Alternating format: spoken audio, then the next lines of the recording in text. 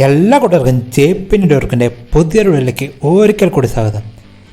ഇന്ന് നമ്മൾ ഇവിടെ ലീവ്ഗാർഡ് എന്ന് പറഞ്ഞ ബ്രാൻഡിൻ്റെ ഒരു 165 വാട്ട്സ് സോളാർ പാനൽ അൺബോക്സിങ്ങും കൂടാതെ അതിൻ്റെ വോൾട്ടേജും ആംബിയറും ചെക്ക് ചെയ്യുന്നു, പിന്നെ അതിൻ്റെ കണക്ഷനും ഉൾപ്പെടുത്തിക്കൊണ്ടുള്ള ഒരു വീഡിയോ ആണ് ചെയ്തിരിക്കുന്നത്.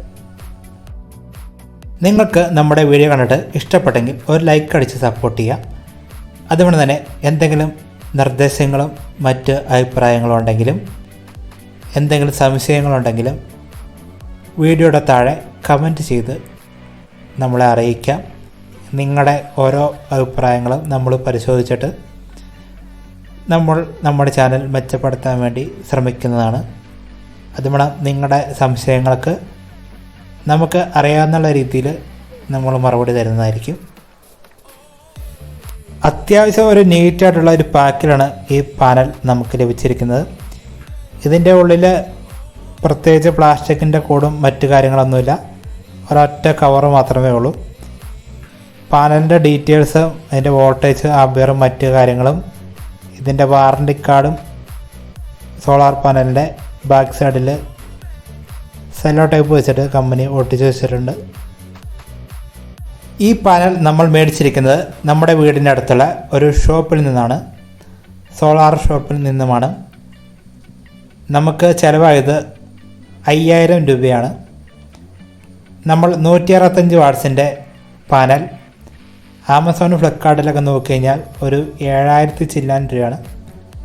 അപ്പോൾ എന്തുകൊണ്ടും കുറച്ച് വലിപ്പമുള്ള സോളാർ പാനൽ നിങ്ങൾ മേടിക്കാൻ നോക്കുന്നുണ്ടെങ്കിൽ വീടിൻ്റെ അടുത്തുള്ള ഷോപ്പുകളിൽ പോയി അന്വേഷിക്കുകയാണെങ്കിൽ ആമസോണും ഫ്ലിപ്കാർട്ടിലും വിൽക്കുന്നതിനേക്കാളും വില കുറഞ്ഞ് നമുക്ക് ലഭ്യമാണ്. നമുക്ക് ഇതിനകത്ത് കിട്ടുന്നത് 4 സ്ക്വയറിൻ്റെ ഒരു 1 മീറ്റർ നീളമുള്ള DC കേബിൾ ജംഗ്ഷൻ ബോക്സിൽ വെച്ചിട്ട് ആണ്. അതുപോലെ തന്നെ ഇത് അത്യാവശ്യം കാണാനും നല്ലൊരു ക്വാളിറ്റിയുമുള്ള ഒരു പാനൽ തന്നെയാണ്. ഇത് മോണോ പെർക്ക് പാനലാണ്, അതായത് കുറച്ച് സൂര്യപ്രകാശം കുറവുള്ള സമയത്തും നമ്മുടെ ബാറ്ററി ചാർജ് ചെയ്യാൻ സഹായിക്കുന്ന രീതിയിലുള്ള ഏറ്റവും പുതിയ ടെക്നോളജിയിൽ ഉണ്ടാക്കിയ ഒരു പാനലാണ് മോണോ പെർക്ക് എന്ന് പറഞ്ഞാൽ. അതിൻ്റെ ബ്രാൻഡ് നെയിമൊക്കെ പാനലിൻ്റെ മുകൾ ഭാഗത്ത് കൊടുത്തിട്ടുണ്ട്. അതുകൊണ്ട് അതിൻ്റെ സീരിയൽ നമ്പറും. ഇതാണ് ഇതിൻ്റെ ജംഗ്ഷൻ ബോക്സ്. വളരെ നല്ല ക്വാളിറ്റി ഉള്ളൊരു ബോക്സ് തന്നെയാണ്, വാട്ടർ പ്രൂഫാണ്. അതുകൊണ്ട് തന്നെ ഇത് സോൾഡറൊക്കെ ചെയ്തിട്ട് നീറ്റായിട്ടാണ് DC കേബിൾ കണക്ട് ചെയ്തിരിക്കുന്നത്.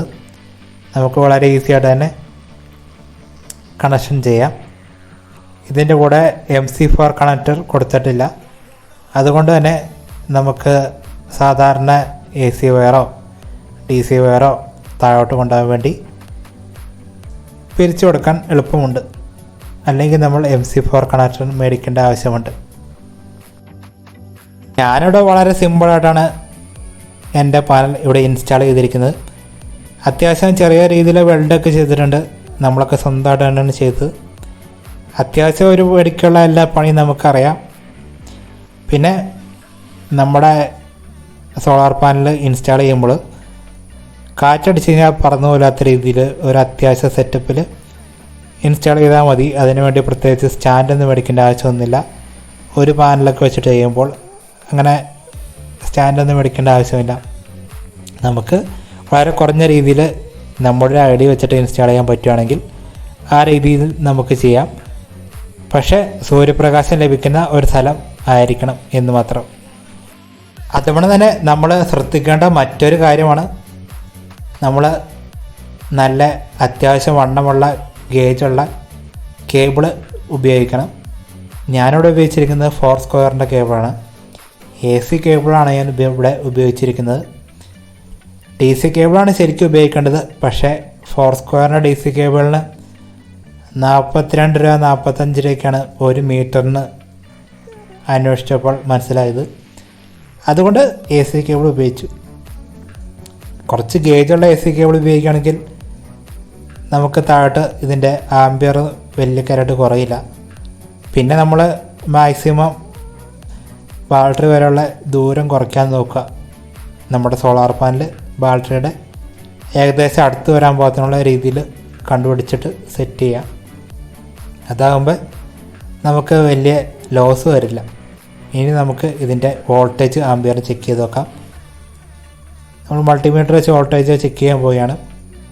ഇപ്പോൾ നമുക്ക് കിട്ടുന്ന വോൾട്ടേജ് 18.23 കിട്ടുന്നത്.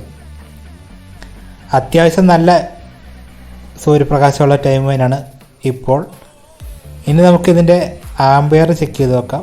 ആംബിയർ പല സമയത്ത് ചെക്ക് ചെയ്ത് നോക്കി. 6.7 നമുക്ക് ലഭിക്കുന്നത്. ഈ സമയത്ത് ചെക്ക് ചെയ്തപ്പോൾ 6.7 നമുക്ക് ലഭിച്ചിരിക്കുന്നത്. ഇതാണ് നമ്മുടെ സോളാർ DC-യിൽ ഇങ്ങോട്ട് നമ്മുടെ ചാർജിങ് കേബിളിൽ വരുന്നതും പിന്നെ മറ്റ് ലൈറ്റും ഫാനിലേക്കൊക്കെ പോകുന്ന വയറൊക്കെ ഫിക്സ് ചെയ്ത് കിടക്കുകയാണ്. ഇതിൻ്റെ കംപ്ലീറ്റ് വീഡിയോ ഇതിന് മുമ്പ് ഞാൻ ചെയ്തിട്ടുണ്ട്. നമ്മുടെ 50 വാട്ട്സിൻ്റെ സോളാർ പാനൽ വെച്ചിട്ട് ഉള്ള വീഡിയോയിൽ അതിൻ്റെ ഡീറ്റെയിൽസ് ഉണ്ട്. അതിൻ്റെ ലിങ്ക് ഞാൻ വീഡിയോയുടെ താഴെ കൊടുത്തേക്കാം. ഞാനിവിടെ യൂസ് ചെയ്യുന്നത് 10 വാട്ട്സിൻ്റെ 10 ആംബിയറിൻ്റെ ലൂമിനസിൻ്റെ സോളാർ ചാർജ് കൺട്രോളറാണ്. ഇത് PWM ആണ്, അതല്ലാണ്ട് MPPT അല്ല. MPPTക്ക് ഭയങ്കര റേറ്റാണ്. PWM-നാണെങ്കിൽ ഒരു 500 രൂപ 550 രൂപയ്ക്ക് നമുക്ക് കിട്ടും. പക്ഷേ ഇങ്ങനെ ചെറിയൊരു സെറ്റപ്പിന് MPPT മേടിക്കേണ്ട ആവശ്യമൊന്നുമില്ല. അത്രയും പൈസ മുടക്കേണ്ട കാര്യമൊന്നുമില്ല. നമ്മുടെ കാര്യങ്ങളൊക്കെ ഇത് വെച്ചിട്ട് കറക്റ്റായിട്ട് നടക്കുന്നുണ്ട്. ഞാനിപ്പോൾ ഈ പാനൽ മേടിക്കാൻ കാരണം എന്ന് വെച്ച് കഴിഞ്ഞാൽ ഫാനൊക്കെ പകൽ യൂസ് ചെയ്യുമ്പോൾ 50 വാട്ട്സിൻ്റെ 2 പാനൽ വെച്ച് കഴിഞ്ഞാൽ അത്ര വൃത്തിയിൽ ചാർജിങ് മറ്റും നടത്തുന്നില്ല.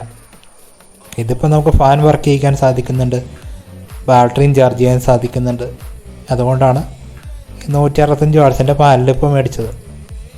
അപ്പോൾ നമ്മുടെ ബാറ്ററി ചാർജ് ചെയ്യൽ നടക്കും. അതുകൊണ്ട് തന്നെ നമുക്ക് ഫാൻ ഉപയോഗിച്ച് നമുക്ക് കാറ്റും കൊണ്ടിരിക്കാം. അതുകൊണ്ടാണ് ഈ പാനൽ ഇപ്പോൾ മേടിച്ചിരിക്കുന്നത്. എന്തായാലും നമുക്ക് ഈ ഒരു 10 ആംബിയറിൻ്റെ ചാർജറിൻ്റെ ആവശ്യമേ ഉള്ളൂ. ഇതിന് ശരിക്കും പറഞ്ഞാൽ നമുക്കൊരു 8-7 ആംബിയറൊക്കെയാണ് ലഭിക്കുന്നുള്ളൂ. പിന്നെ 10ൻ്റെ മുകളിലുള്ള ചാർജ് നമ്മൾ മേടിക്കേണ്ട ആവശ്യവുമില്ല. അതുകൊണ്ട് നമ്മുടെ വീഡിയോ കണ്ടിട്ട് ഇഷ്ടപ്പെട്ടെങ്കിൽ ഒരു ലൈക്ക് അടിച്ച് നമ്മൾ സപ്പോർട്ട് ചെയ്യാം. എന്തെങ്കിലും സംശയങ്ങളും കാര്യങ്ങളും ഉണ്ടെങ്കിലും അഭിപ്രായങ്ങളുണ്ടെങ്കിലും താഴെ കമൻറ്റ് ചെയ്യാം. അടുത്തൊരു വീഡിയോയിൽ കാണുന്നതുവരെ എല്ലാവർക്കും എൻ്റെ എല്ലാ നന്ദിയും പറഞ്ഞോളൂ.